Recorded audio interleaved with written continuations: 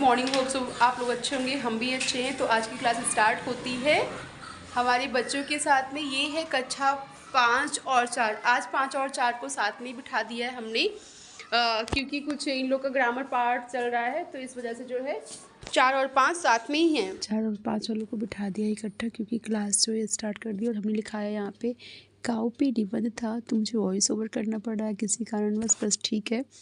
और काऊ पे निबंध लिखाया था बच्चों को, तो देख रहे थे कि लोग ने लिखा है कि नहीं लिखा है, और ये सब बैठ के यहाँ पे लिख रहे थे काऊ पे निबंध। वैसे छोटे बच्चों के लिए तो यहाँ गुड़िया रानी भी कुछ अपना लिख पढ़ रही थी, बैठी हुई थी।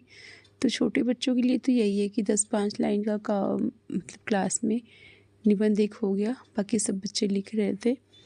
तो मैं इन लोगों से पूछ रही थी कि समझ में आ रहा है कि नहीं आ रहा। 4 और 5 को साथ में बिठाया था, क्योंकि गांव परिवेश में कुछ जलसा वगैरह चल रहा था बच्चों का, तो बच्चे वहाँ पे ज़्यादा जा रहे थे।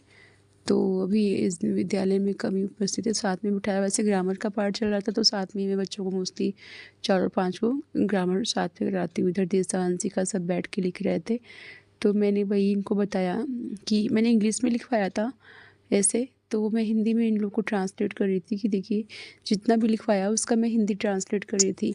जिस टाइम पे वॉइस ओवर किया उस टाइम पे एग्जैक्ट नहीं पता चला कि क्या लिखा था, क्योंकि बोर्ड में बहुत ज़्यादा दिख भी नहीं रहा था। फिलहाल यही था कि बच्चों को गाय के बारे में सब कुछ लिखाया था, जैसे गाय पालतू जानवर है, उसके 2 सींग होती है, और गाय बड़ी होती है, शरीर उसका भारी होता है, एक पूँछ होती है, 4 पैर होते हैं, शाकाहारी होती है, घास खाती है। तो ये सब सारी चीज़ें थी, और हिंदी इंग्लिश था, तो मैं उसको हिंदी में ट्रांसलेट कर रही थी। और मुझे इस बात का कष्ट है कि मैं इसमें रियल वॉइस जो है वो नहीं आ पाई, किसी कारण बस टेक्निकल कुछ इशू हो रहा है, तो इसे वॉइस ओवर करना पड़ रहा है।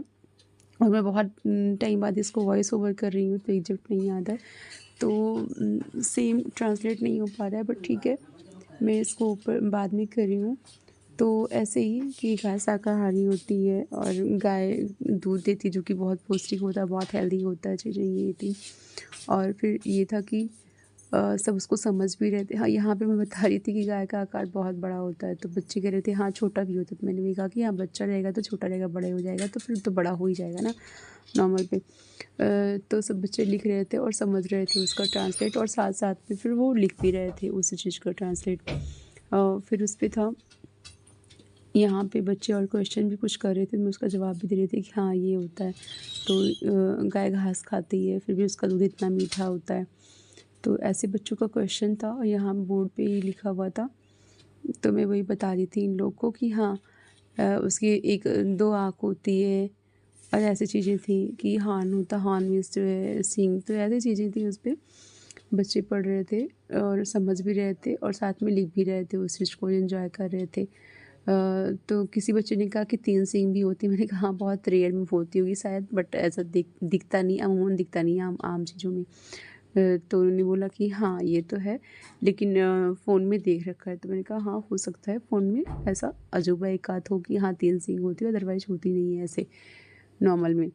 तो बच्चों ने बोला कि हाँ गाय बहुत जो है लाभकारी होती है, जैसे वो गोबर करती है, तो गोबर से कंडी बनती है, कंडी मतलब उपला ईंधन के रूप में यूज होता है, गौरी गणेश भी बनता है, घर की लिपाई में भी काम आ जाता है। तो ऐसे बहुत सारे उसके जो हैं उपयोग हैं, और गाय भी उपयोगी है, और उसका दूध जो है बहुत मीठा होता है, स्वास्थ्य के लिए बहुत ही लाभदायक होता है। हाँ, यहाँ पे था कि मिल्क, तो गाय का दूध बहुत मीठा होता है और स्वास्थ्य के लिए बहुत ही लाभदायक होता है। तो सब बच्चों से मैंने पूछा अच्छा कितने लोग दूध पीते हैं शाम के टाइम पे, तो कुछ बच्चे कहते थे मुझे पसंद है, कुछ कहते नहीं पसंद है, तो बता रहे थे। तो मैं वही बता रही थी कि नहीं बहुत स्वास्थ्यवर्धक होता है, आप लोग जो है ज़रूर से ज़रूर पिया कीजिए। और फिर उसके बाद में था कि गाय खाती क्या है, तो गाय मोस्टली वेजिटेरियन होती है, शाकाहारी होती है। तो बच्चे हंस रहे थे कि शाकाहारी होती है, घास खाती है, भूसा खाती है। और जो है यहाँ पे फिर आगे लिखा हुआ था कि हाँ ये था ना काऊ मिल्क इज़ वेरी हेल्दी, तो हाँ काऊ हैज़ 2 ईयर द काऊ। तो अभी देखिए यहाँ पे कुछ चित्र में दिखाई दिया, तो मैं उसको आपको पढ़ के बता रही हूँ कि हाँ इसका ट्रांसलेट कैसे क्या। तो पॉइंट कुल मिला के ये था कि बच्चे छोटी क्लास में कक्षा 5 और 4 के हैं, तो इनको ये था कि हाँ 10 लाइनें 12 लाइनें गाय के ऊपर मोस्टली लिख पाएँ ऐसे पॉइंट वाइज। तो मैंने उसके बाद में हिंदी में जब मैंने लिखने को कहा तो ये हिंदी में लिख पा रहे थे, लेकिन इंग्लिश का उसका ट्रांसलेट नहीं कर पा रहे थे। तो वही चीज़ मैं इनको बता रही थी कि देखिए, जैसे हिंदी आसान है वैसे इंग्लिश में भी उसका ट्रांसलेट करना बहुत आसान है। और बहुत छोटी-छोटी लाइन लिखवाई थी। तो कोशिश यही एक अध्यापक को कोशिश ये होना चाहिए कि बच्चों को एक आम भाषा में जो समझ पे आए, उनकी उनके लेवल पे जो उनको समझ में आए वही समझाना उचित होता है। क्योंकि छोटे हैं तो जितना हो सके वो छोटे ही ट्रांसलेट किया जाए, लिखवाया जाए तो ज़्यादा अच्छा रहता है और अच्छे से बच्चे समझ भी पाते हैं उस चीज़ को। तो यहाँ पे सब बच्चे बोले कि हाँ, अब समझ में आ गया मैम। और उसका जो है इंग्लिश भी वो समझ पा रहे थे। मैंने जो वर्ड्स मोस्टली यूज़ किया था वो बहुत ही जिसकी मीनिंग बहुत ईज़ी हो, मैंने वही यूज़ किया। तो धन्यवाद।